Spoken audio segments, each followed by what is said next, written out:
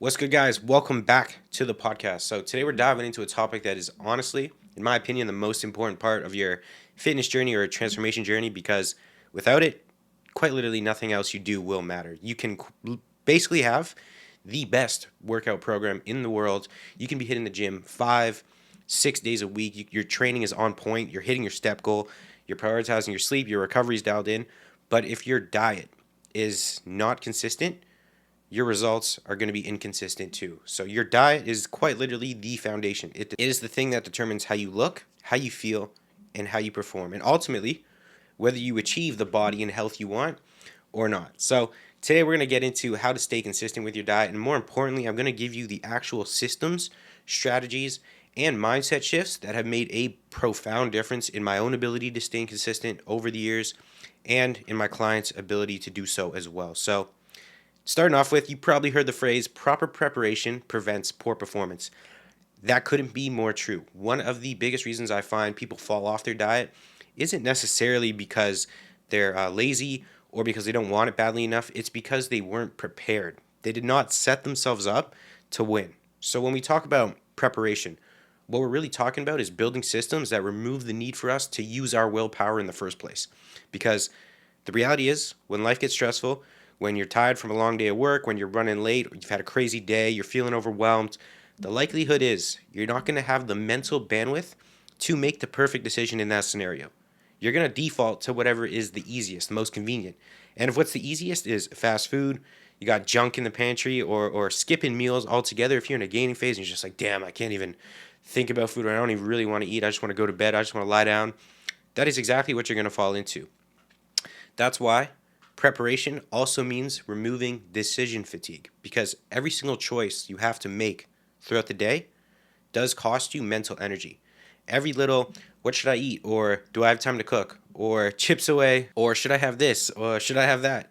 All of that chips away at your ability to stay locked in. And especially when we have those days where you're just exhausted, the likelihood of making a choice that aligns with your goals drops significantly. But by preparing ahead of time, setting up meals, a meal plan, planning your schedule, and then controlling your environment, which we'll all get into, you reduce the number of decisions you have to make. And this is one of the biggest reasons why I have a coach personally. So I don't have to put any thought or energy into my plan, my progress, my timeline, my biofeedback, my subjective feedback. What changes should I make this week to my plan? What changes should I make to my nutrition, steps, cardio? All I have to do is follow the plan my coach lays out so I can conserve my mental energy, that bandwidth for my clients, content, business, rather than spending the time about what I'm going to eat day to day. At the end of the week, analyzing my feedback, what are my changes am I going to make? You get the picture. So, by being prepared, not only do you set yourself up for the most success, but you reserve your mental energy, because we only have so much, and that can only be allocated to your work, your training, family, social life. We don't want it to necessarily be at every meal having to think about, okay, what am I going to put in this meal? I need to hit these amount of macros, etc. Which is why I'm not a huge fan of macro tracking unless you do it where you set your meal plan up for the week. Like you sit down on a Sunday, you got your macros, you plan out your full days of eating for the week ahead, or the night before you do it, so you're not scrambling on the day of to like make a crazy decision, which is likely going to go downhill. Then you just pick the most convenient option. And then the other side to preparation is setting up your environment, your schedule, and your routine, so that even when things get tough, and they absolutely will, you're still set up to succeed. You're not scrambling, you're not making last minute choices that pull you away from your goals.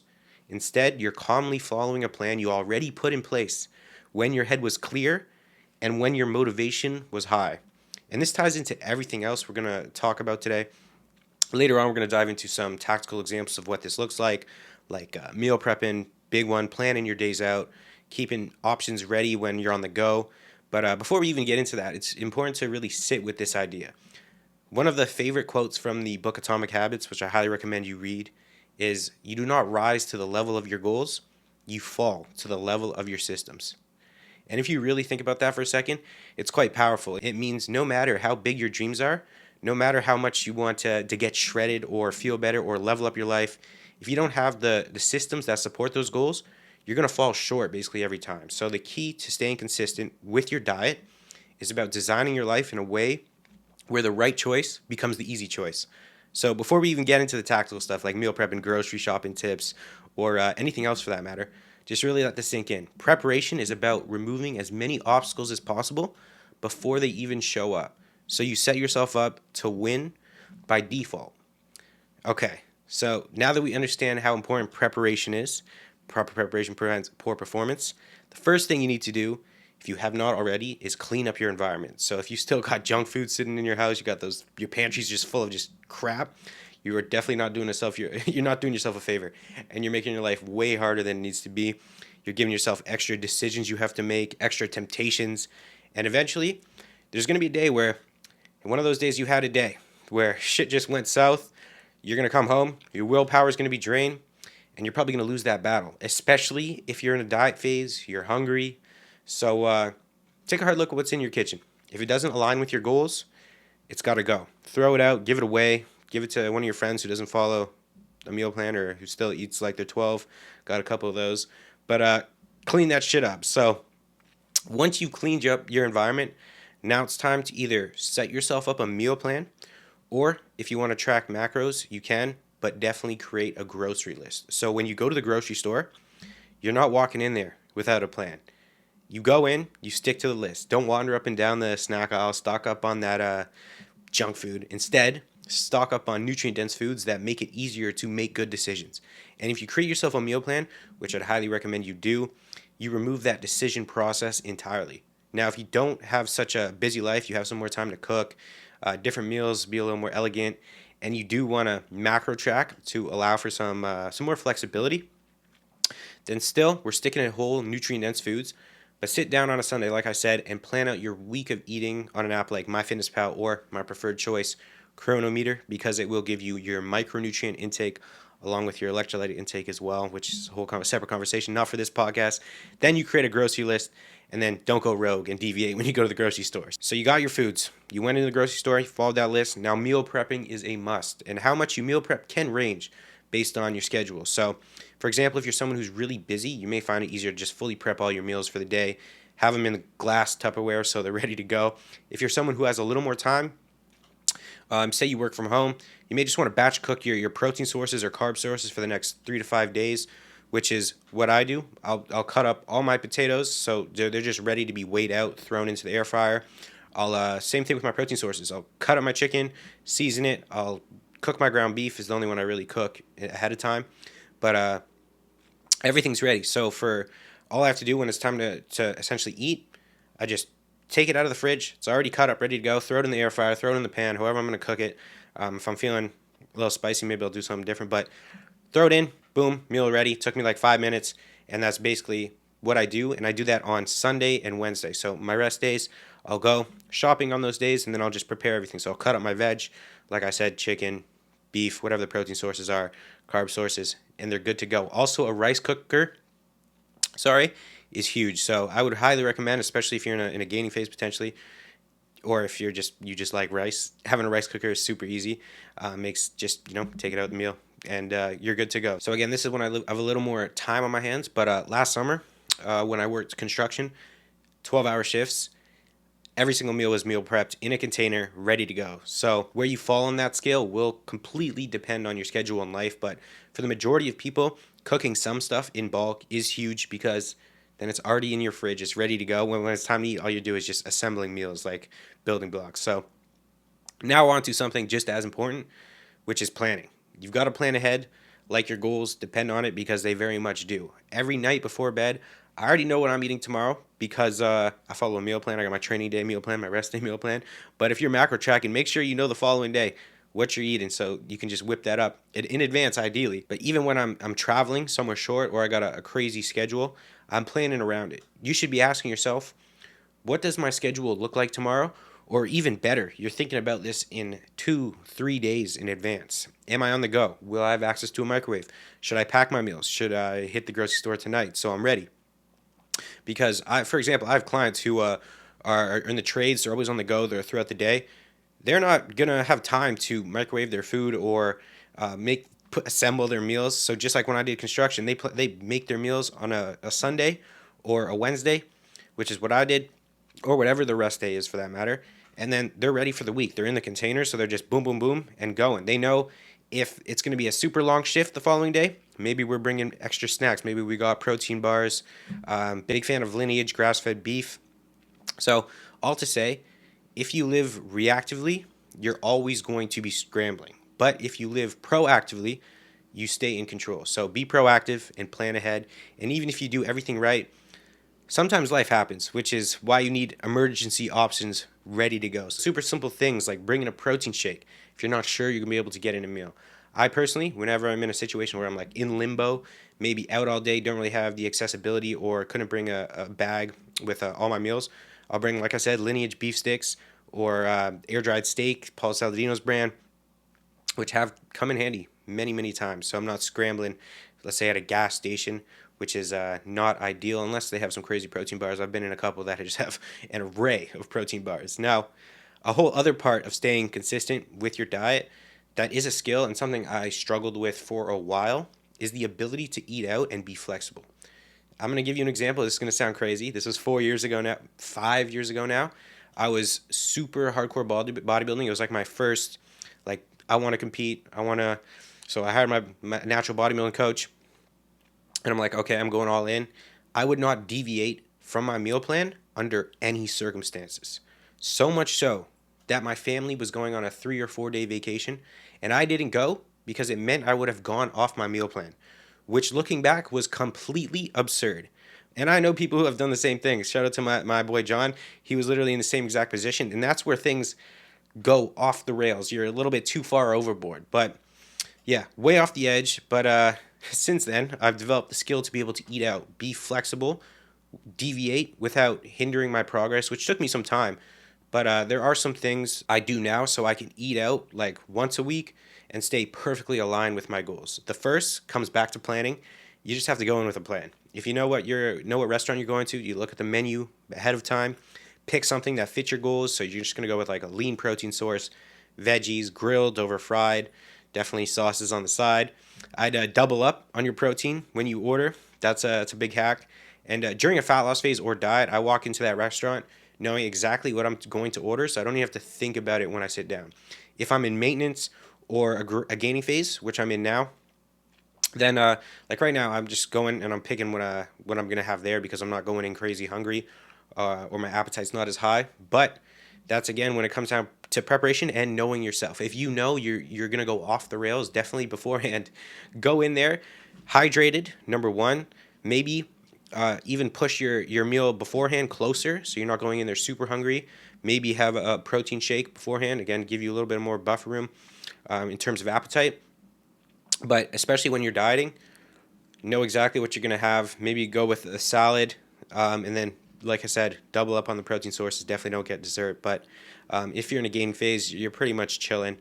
And then even like once a month, maybe I'll go a little bit crazy. Like my birthday's coming up, so maybe I'll have some chocolate cake as dessert. But again, that's one day out of 365. So I have the ability to make sensible decisions without all these hunger hormones playing, influencing my decision making at this stage.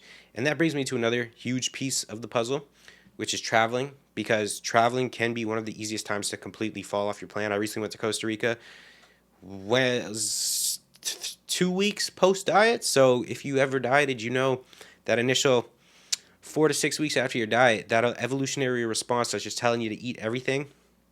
And hunger hormones are still super high. Satiety hormones aren't where they should be. So it takes more for you eat your meal and you're like, I'm still ready to eat more. And let's just say came back from Costa Rica, did a little damage over there. So what I would recommend if you're traveling is to try to have some sort of structure. So in Costa Rica, I kind of just did go out to eat a couple times, but we were moving all the time. I do have a vlog on my regular YouTube channel, so you can see what type of food I was eating. I was eating good, I'll tell you that. But nevertheless, I'm going back to Costa Rica in December, and now I know exactly what grocery stores I'm going to hit up first day and get my food set up. Maybe obviously, I'm going with the family this time, so definitely going to be eating out with them. But again, going to be following all of what I just went through and be sensible. So now, the second I land, the first thing I do, like I said, I'm going to find a grocery store and stock up on whole nutrient-dense foods. Most of the time, I have access to a kitchen, so I really don't deviate from my plan. Like when I go to Florida, for example, Costa Rica was the outlier, except for just replacing some meals when I go out and eat. But if I don't have access to a kitchen, then again, the Lineage products come in pretty huge. Microwavable rice, protein powder, oats potentially. And honestly, as long as you're not going to fast food restaurants, you can get pretty much solid meals everywhere. So at this point in the episode, we've covered a lot. We've talked about preparation. We've talked about setting up your environment. We've gone over meal prepping. We covered now how to stay on track while traveling. Now let's talk about what happens when life just is completely hectic, when your day is just gone south, because it's going to happen. And how you respond in those moments is what defines the people who stay consistent long term versus the ones who just throw it all away and then their transformation, they're doing perfect for 3 weeks, 1 week, boom, gone, sets them back 3 weeks. So maybe, let's say for you, you get absolutely slammed, work, school. Maybe you have a family emergency that flips your schedule upside down. Maybe, again, you're traveling and nothing is going the way you thought it would, like flights get delayed, etc. Whatever the reason is, there's going to be seasons where structure goes out the window. And that's how I like to think about it, in seasons. And what most people do, they kind of go into screw it mode. They just binge eat. They say, well, I already messed up today. Might as well just eat everything in sight. Continues the following day. And then they just toss away months of progress. Not because they were lazy, but because they didn't have a plan for essentially chaos. So what should we do in situations like this? When life gets crazy, you shift your gears and you move to maintenance. What does that mean? It means you stop focusing on huge fat loss progress or potentially muscle growth, like a gaining phase. You take the pressure off for a little while, but you don't give up on structure completely. You focus on keeping your calories around maintenance. Focus on keeping your protein high. You still drink your water. You still get your step goal in. You still hit the gym when you can. You just kind of loosen the grip. So let's say you're deep in a fat loss phase and things get out of control. It's okay to hit the pause button. Pull back. You might not be losing fat for a few weeks, but you're also not going to be losing all the progress you worked so hard for. So when you do get back to a time where things are more stable, you can basically be right where you left off. So when you really step back and look at it, everything we've talked about, the preparation, the environment you create for yourself, the way you meal prep, how you navigate traveling, and how you handle life when shit hits the fan, it all comes down to one thing: ownership. Because at the end of the day, no matter what's happening around you, no matter how crazy life gets, your choices are still yours. It's not your job's fault. It's not your schedule's fault. It's not your, I've heard, genetics fault. It's you. You are responsible for the food that you do put in your body at the end of the day, the habits you build, and the standards you choose to live by. And honestly, it's never been easier right now to be healthy. We have meal prep companies that will literally ship food to your door. We have healthy restaurants in every single city. We have grocery stores packed with ready-to-eat, decent meals.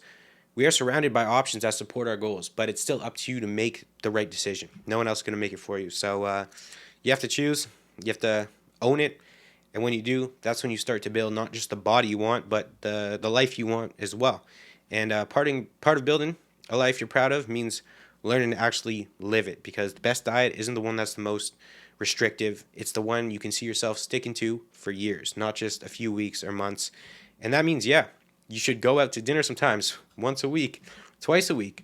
You should drink with your friends every now and then without guilt, using my hangover protocol, of course. You can find that in the alcohol podcast. So it's not about having a perfect day. It's about stacking 100, 1,000 good days on top of each other. It's about showing up even when it's not perfect, even when it's messy, even when it's hard, day after day, month after month, year after year. And that's how you build a body you're proud of and essentially build that confidence in yourself so you're able to handle all these situations. So that is a wrap on today's episode. If you got something out of this, if it helped you even a little bit, do me a favor and share it with someone who needs to hear this. So I appreciate you guys for being here. I'll see you in the next one. Peace.